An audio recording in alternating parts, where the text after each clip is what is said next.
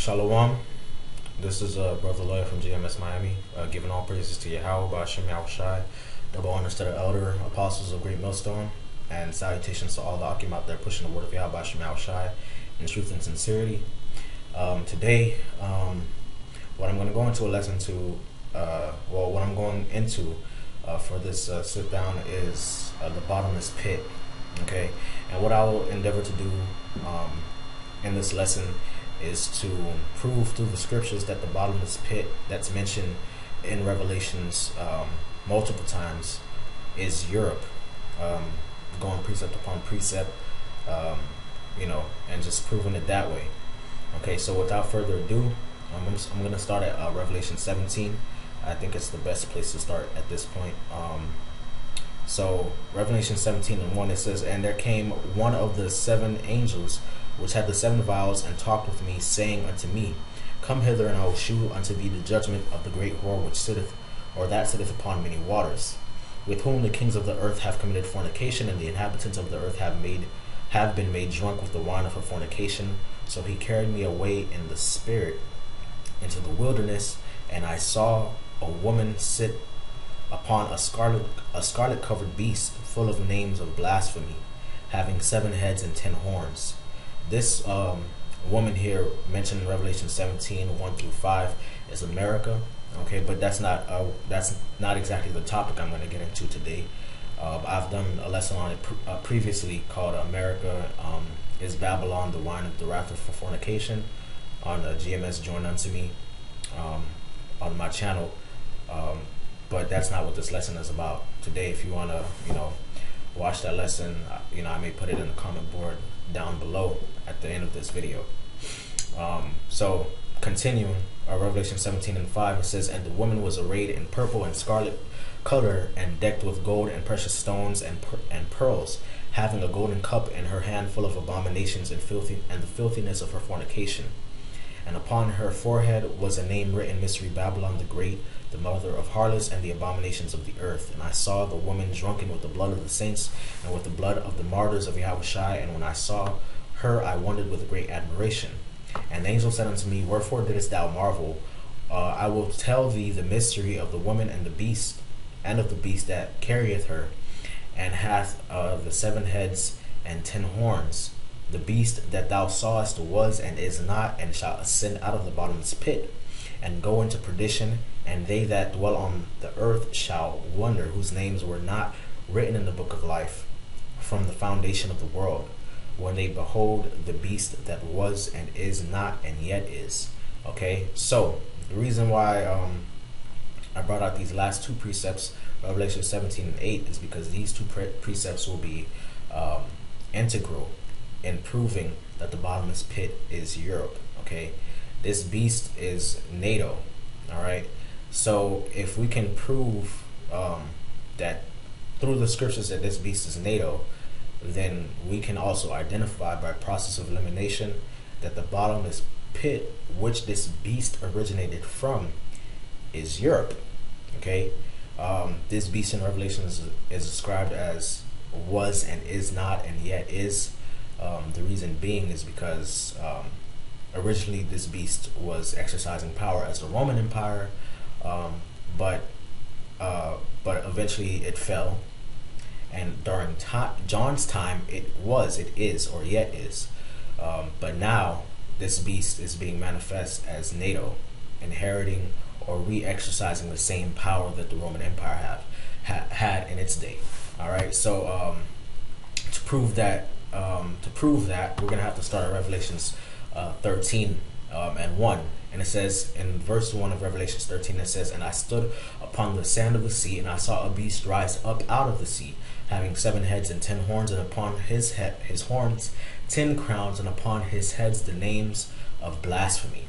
Now, what you want to notice here is that the same description, okay, the same imagery that's being used in Revelation 17, okay, as far as the heads and the horns and the names of blasphemy for the beast that this woman is riding upon, is the same imagery and symbology that's being used in Revelations 13:1 for this beast. Okay, so that would stand. It would stand to reason based off of the formula that the Most High gave us in the scriptures in Isaiah 28. It says precept must be upon precept, line upon line. Okay, and that's how you're going to understand doctrine and know knowledge. Okay, so it would stand to reason by that formula that the Most High gave us and by Isaiah that these two beasts are the same beast, that these two entities or these two things that are being described, these two images are supposed to represent the same thing. Okay, now to prove that this is the beast, we'll have this beast is NATO, we'll have to continue reading. In verse 2 it says, and the beast which I saw was like unto a leopard, and his feet were as the feet of a bear, and his mouth as the mouth of a lion. And the dragon gave him his power and seat and great authority. Okay, so it says this beast was like unto a leopard. Now here at Great Millstone we teach that this beast is NATO, and the leopard is supposed to represent the beginning of Esau's rulership as an empire or as a power on the earth. Okay, this leopard being the Greek Empire. All right, and to do that we'll have to go to Daniel 7 and 6. Actually, I'll start above just for background sake. This is Daniel 7 and 2. Daniel spake and said, I saw in my night vision, or in my vision by night, and behold, the four winds of the heavens strove upon the great sea, and four great beasts came up from the sea, diverse one from another. Okay, jumping down to verse 6, just to go into the beast, because what Daniel saw was four beasts which were supposed to represent four empires upon the earth. Okay, four kingdoms. All right, so this third beast that Daniel saw in Daniel 7 and 6, it says, after this I beheld, and lo, another like a leopard, which had upon the back of it 4 wings of a fowl, and the beast had also 4 heads, and dominion was given to it. Right, so this beast is this leopard, I should say, is the Greek Empire. Okay, and the four wings of a fowl and the 4 heads. The 4 wings of the fowl are supposed to represents the extent of the Greek rulership. Okay, they when Alexander the Great came into power, he basically conquered the Medo-Persian Empire. So of course he had to go east. Okay, towards the east. He went towards the north, conquered. He went towards the south, and he went towards the west, which would have been Macedonia and Greece, Syria. The east being the Medo-Persian Empire, the south being northern Africa and Palestine. And the beast had also 4 heads, and dominion was given to it. This information is found in the book of Maccabees, chapter 1. The 4 heads being Alexander's 4 generals: Ptolemy, Seleucus, Lysimachus, and Cassander. Okay, these 4 heads, or 4 authorities, because that's normally what heads represent in the scriptures, or even here in modern day, a head of something is someone who has authority, power. Okay, a general, a head of an army. These 4 heads represent those 4 generals that Alexander the Great was raised from youth with. Okay, who grew up with him, and dominion was given to it. Okay, so that's what this leopard is supposed to represent: the beginning of Esau's rulership, or his authority upon the planet Earth. Okay, now going back to verse 2, it says, and the beast which I saw was like unto a leopard, and his feet were as the feet of a bear. Okay, stop right there. The feet normally represent the end of something. You have the head, which is the beginning, the top of your body, and the feet, when you lay down, is the end of your body. Okay, so it says the feet of this beast was as unto a bear. All right, so the feet are supposed to represent the end, or represent the end of the rulership, or the authority, or the bringing of an end of this beast. Okay, and these feet are being described as a bear. Okay, and that bear is supposed to represent the Russian. Okay, the Russians. All right, they're the nation upon the planet Earth that really poses a threat to NATO's rulership. Okay, upon the planet Earth.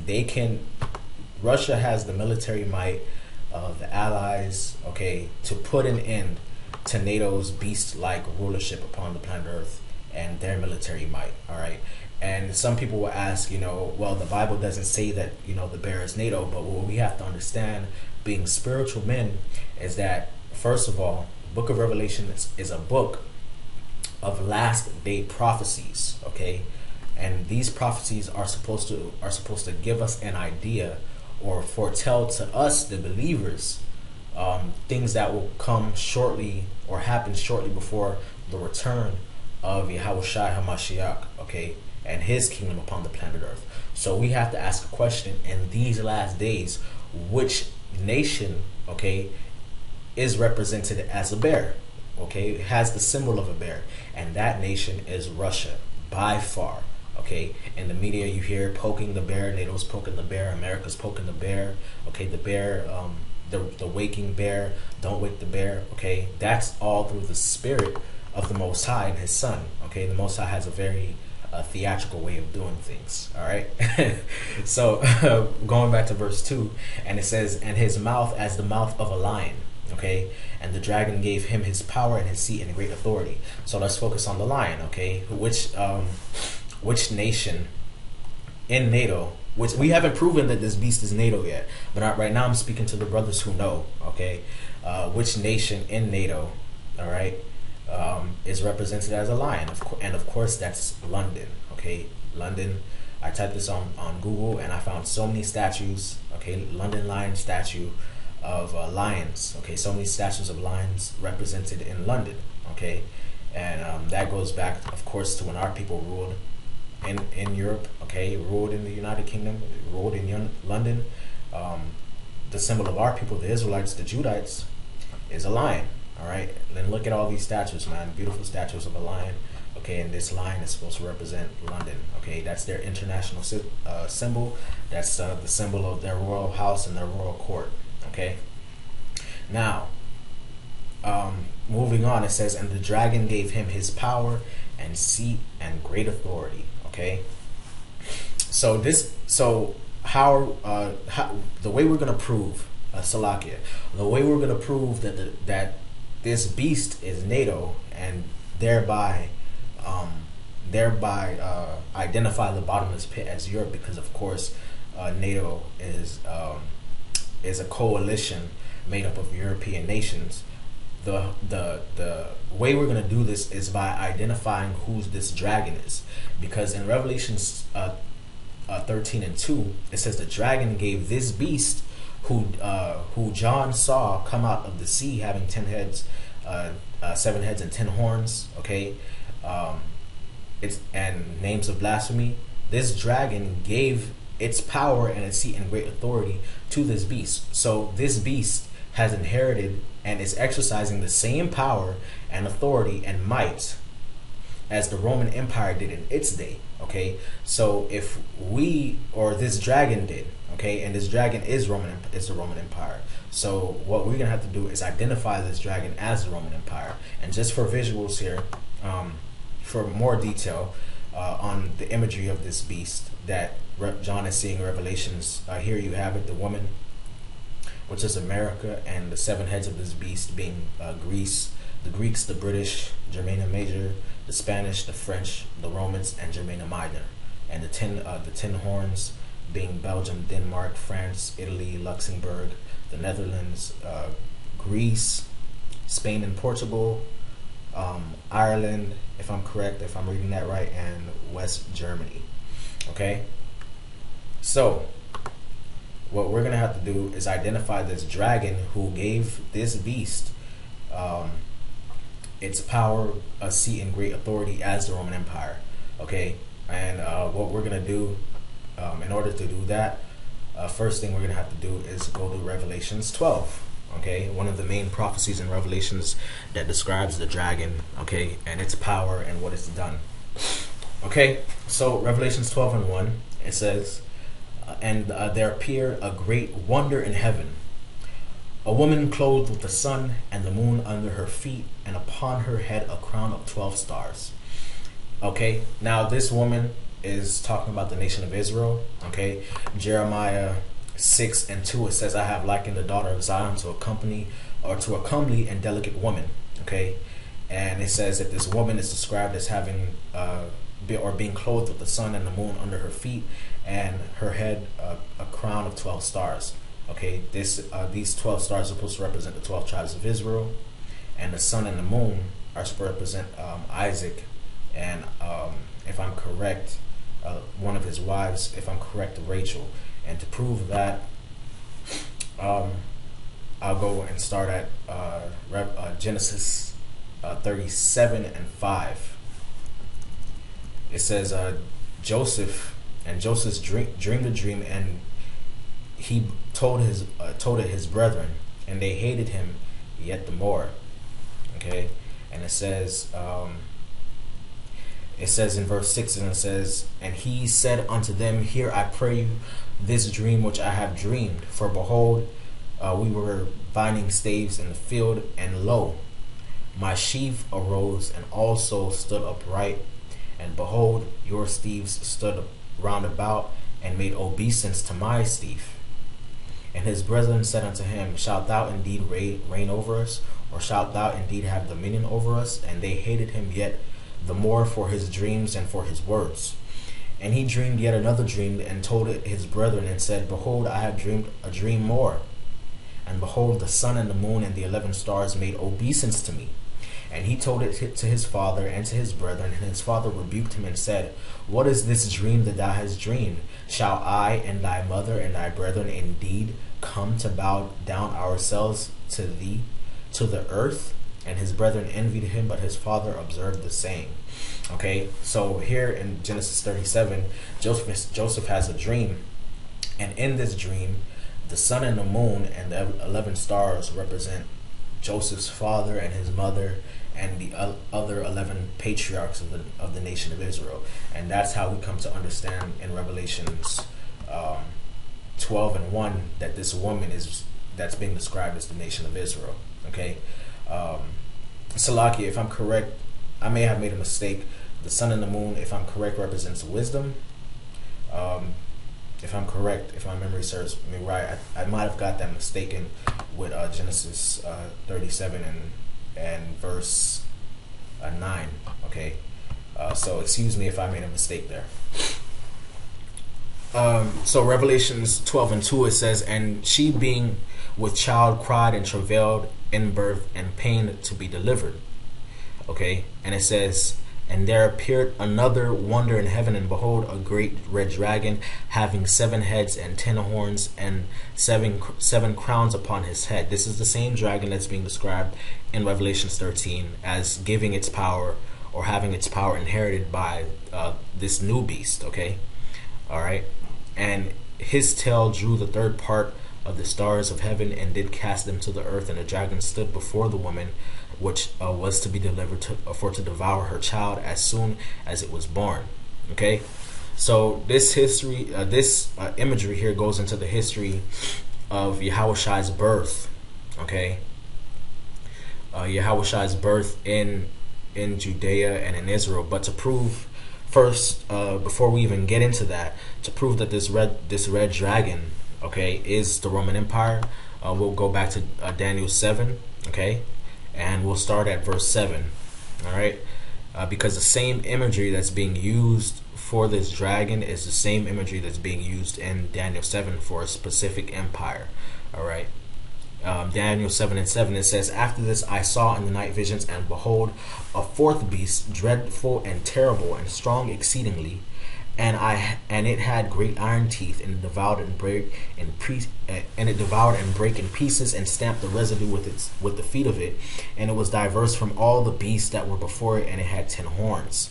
Okay, so this beast here is describing the Roman Empire. All right, when you read Daniel chapter 7 is imagery that is basically a vision. Okay, and the things that Daniel are seeing in this vision are supposed to describe or represent 4 empires, 4 kingdoms that will rise upon the earth after Daniel's time, or during, considering that Daniel lived during the time of one of these beasts, which is the Babylonians. Okay, and to prove that, I'll have to jump down to prove that these 4 beasts are supposed to represent kingdoms. All right, I'm gonna have to jump down.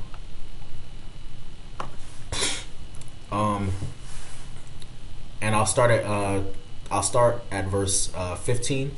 I'm gonna have to jump down to Daniel 7 and 15. I, Daniel, was grieved in my spirit in the midst of my body, and the visions of my head troubled me. And I came near unto one of them that stood by, and asked him the truth of all this. And he told me, and made me to know the interpretation of the things.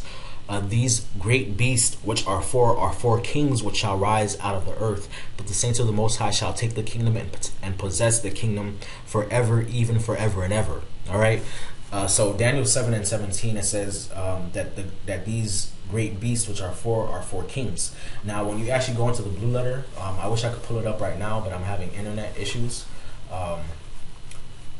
When you actually go to the blue letter, these where the word four kings is used, when you go down into the lexicon, the word for kings is kingdoms. All right, so these great beasts which are four are supposed to represent four kingdoms that shall rise out of the earth.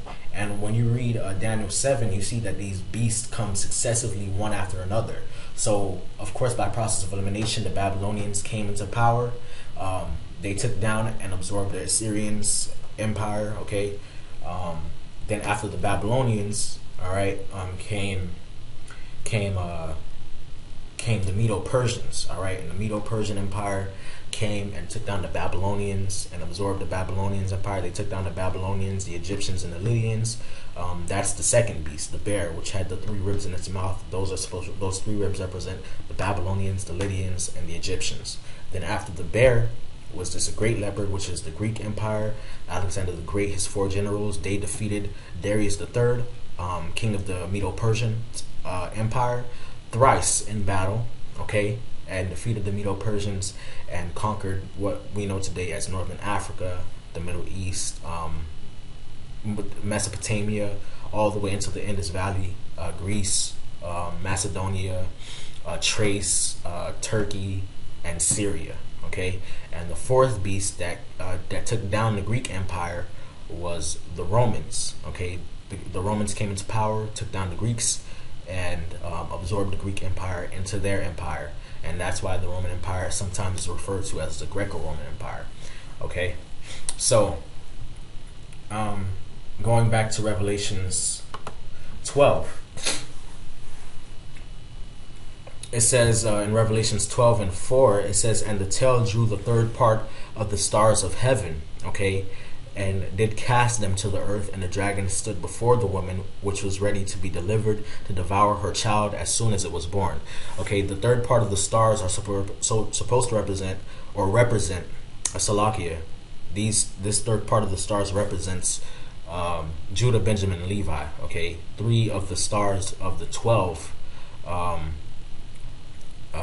That of the 12 stars of the nation of Israel, okay, because those were the people that were living in the land when this dragon, the Roman Empire, was persecuting them, okay, and that persecution goes into the timeline of Yahushua's birth, okay, and to go into that, just to prove the point that the dragon is the Roman Empire, I'll start at Matthew 2 and 1. It says, now when Yahushua was born in Bethlehem of Judea in the days of Herod the king, behold, there came wise men from the east to Jerusalem, saying, where is he that is born King of the Jews? For we have seen his star in the east and are come to worship him.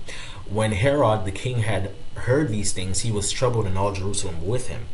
And when he had gathered all the chief priests and scribes of the people together, he demanded of them where Yahushua HaMashiach should be born.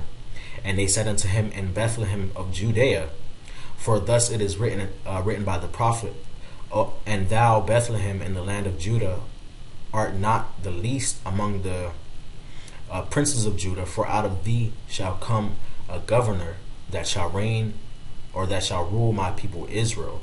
Okay, so this is going into the timeline of Yahushua's birth. Herod heard by the wise men that Yahushua was born, and he was supposed to rule over Israel. He was supposed to be the king of the Jews. Now Herod, being the paranoid Edomite that he was, he was troubled by this, so he sent these wise men and asked the prophets and the scribes, where is this Yahushai? Where's this king of the Jews supposed to be born? Because he's thinking that if this person is the person that the prophets say he is, then he can take me out of power. Okay, because I'm not a real Jew and I'm not supposed to be reigning over these people. I was just put in this place, rulership over the Jews by the Romans, okay, which is integral into understanding that this dragon is Rome. We already proved it with Daniel 7, but we just prove it a little bit further that this dragon is Rome. And to help further edify the point that the bottomless pit is Europe, we're going into this history. All right, so Matthew 2:7, it says, "Then Herod, when he had privately called the wise men, inquired of them diligently what time the star appeared, and he sent them to Bethlehem and said, Go and search diligently for the young child, and when we have found him, bring me word again that I may come and worship him also." He was lying. When they had heard the king, they departed, and lo, the star which they saw in the east went before them till it came and stood over where the young child was. And when they saw the star, they rejoiced with exceeding great joy. And when they were come into the house, they saw the young child with Mary his mother, and fell down and worshipped him. And when they had opened their treasures, they presented unto him gifts, gold, frankincense, and myrrh.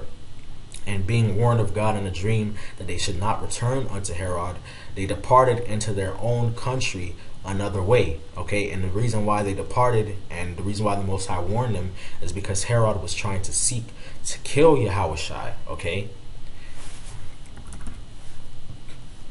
and mind you, Salakia, Herod was a king of Idumean descent. Okay, the son of Antipater the Idumean, that was placed as king over the Judeans, okay, the Jews of southern Palestine, by the Roman Senate. So Herod's rule over the Israelites of Judea, all right, was in fact, okay, an extension of Rome's rule over our people and over the known world, okay, at the time, what was known as the known world, the East, okay. So that's integral to understanding who this dragon is in Revelation 7, okay, because the dragon persecuted the woman. Verse 13, it says, "And when they are departed, behold, the angel of the Lord appeared to Joseph in a dream, saying, Arise and take the young child and his mother, and flee into Egypt, and be thou there until I bring thee word, for Herod will seek the young child to destroy him. When he arose and took the young child and his mother by night, and departed into Egypt." When he arose, he took the young child and his mother by night, and departed into Egypt, and was there until the death of Herod, that it might be fulfilled, which was spoken of the Lord by the prophet, saying, Out of Egypt have I called my son. Okay. Then Herod, all right, when Herod was alive, when he saw that he was mocked of the wise men, and was exceeding wroth, and sent forth and slew all the children that were in Bethlehem, and in all the coast thereof, from 2 years old and under, according to the time which he had diligently inquired of the wise men. And this is why Herod was troubled. Okay, he was troubled because he knew that he wasn't the real king, okay, and that Yahushua being born could usurp his power, okay, as an actual descendant of the house of David, which Herod proclaimed and his family proclaimed to be. All right, and that's why he slew the children, okay, to get rid of all the competition. All right, and that goes in line with what's written in Revelations 12:4. Okay. So again, it says, "Then Herod, when he saw that he was mocked of the wise men, was exceeding wroth, and sent forth and slew all the children that were in Bethlehem, and in all the coast thereof, from the 2 years old and under, according to the time which he had diligently inquired of the wise men. Then was fulfilled that which was spoken by Jeremiah the prophet, saying, In Ramah was there a voice heard, lamentation and weeping and great mourning, Rachel weeping for her children, and would not be comforted, because they are not." Okay, so that was basically what was going on in Revelations 12:3 and 12, the second verse through the fourth verse, where this woman cried and travailed to be delivered of her child, and the dragon stood to devour or to kill the child that was to be born, and that child was Yahushai. Okay, and the reason why we know that is because Herod, being an extension of Rome's rule, Rome being the dragon, tried to kill Yahushai when Yahushai was born, okay, and persecuted all the women who had children, 2 years old, male child and under. All right, so those two scriptures and those two accounts in the scriptures, Revelations 12:1-4, and Matthew chapter 2:1 through 16, 17, 18, if I'm correct. Yeah, 16, 17, 18. Those two scriptures going hand in hand. All right. And she brought forth a man-child, Revelations 12:5, who was to rule all nations with a rod of iron, and her child was caught up unto God and to his throne. Okay, and that child is Yahushai. He's the one who will rule the nations with a rod of iron. Okay, like it's written in Psalms chapter 2, and again in Daniel 7, it says that the Son of Man came to the Ancient of Days, and he was given power and dominion and authority and glory and blessing, etc., etc., that all dominions should serve him. Okay, so now that we've done proved that the dragon, okay, is the Roman Empire, we're going to go back to Revelations 13:2. Well, 13:1. Actually, you know what? 13:2, it says, and the beast which I saw was like unto a leopard, and his feet were as the feet of the bear, and his mouth as the mouth of a lion. And the dragon gave him power and his seat and authority and great authority. So we can replace that word dragon with the Roman Empire. All right, and if we do that, because we've proved that the Roman Empire is a dragon, now we got to ask a question. Okay, which coalition, okay, which group of nations, all right, on the planet Earth exercise the same military might and power and political authority as the Roman Empire did in its day? And in these last days, mind you, this is the book of Revelations, and the answer that we come to is NATO. Okay, NATO is the one that's doing that. All right, by far. Okay, I'll keep reading. Okay, just to get into the point a little bit more. And it says in Revelations 3, and I saw one of his heads as it were wounded to death, and his deadly wound was healed, and all the world wondered after the beast. Okay, that's going into how the Roman Empire fell and came back. You know, of course, Septimius Severus, he took down the Romans. He ruled over the Roman Empire, and then eventually that manifested as Constantine ruling. Okay, and the Roman Empire fell. Europe entered into the Dark Ages, but then during the Renaissance, the rebirth, there was a re-exploring and reintroduction of those old Greek and Roman ways, okay, and Greek and Roman art and literature, and that's how the deadly wound of Rome was healed, and all the world wondered after the beast. And they worshipped the dragon, which gave power unto the beast, and they worshipped the beast, saying, who is like unto the beast, who is able to make war with him? All right, so verse 4 says, who is like unto the beast, who is able to make war with him? Now that I find interesting, because NATO, if one of the nations of NATO that's part of NATO go into war, okay, all of the nations have to go to war. If one of the nations get attacked or invaded, all the nations have to fight. Okay, all of them have to join together, okay, as a united force and fight against the enemy. Okay, and that's why verse 4 says, who is able to make war with the beast? Because NATO is made up of some of the greatest armies and military might that this planet has ever seen. Okay, the French, the British, okay, the Germans, all right, America, okay. That's why it says, who is able to make war with him? Because NATO is so powerful that when it comes to military might, that there aren't many nations that have the power to rise up against it. But now in this time, you have that the world's so tired of it that, you know, of course, Russia and Russia's allies and China and various other nations are trying to come up with economic how would I say, pacts and treaties and coalitions and stuff like that to fight against NATO. Okay, military, whether it be military, economic, political, trade, and things of that nature. Okay, so now that we've proved through process of elimination that the dragon is Rome, okay? And this dragon has had its power inherited by a new beast, which is NATO, all right? Then we'll have to go to Revelation 7 and verse 8, okay? And ask the question, all right, out of which region of the world did the Roman Empire and NATO originate from, okay? Because this beast in Revelation 17 and 8 is the same beast, okay, in Revelation 13, the 13th chapter, from verse 1 through 5, all right? And this beast is being described as having originated out of this bottomless pit, all right? So if this beast is NATO, then of course through process of elimination, all right, that this bottomless pit would have to be Europe. And that fits perfectly in line with other scriptures in the book of Revelations, such as Revelations 20, where it goes into the Dark Ages, all right, and Revelations 9, where it goes into World War One and Kaiser Wilhelm II, the German Empire, okay. That fits this would fit perfectly into the idea of those chapters talking about those specific things, considering that this bottomless pit is Europe, okay? So that's pretty much the lesson. I hope it was edifying. I hope it all made sense. I hope I connected everything properly, and that brothers were edified. And if anybody were to come up with that question and ask, you would be able to go through the scriptures, even though it would be quite meticulous task to do,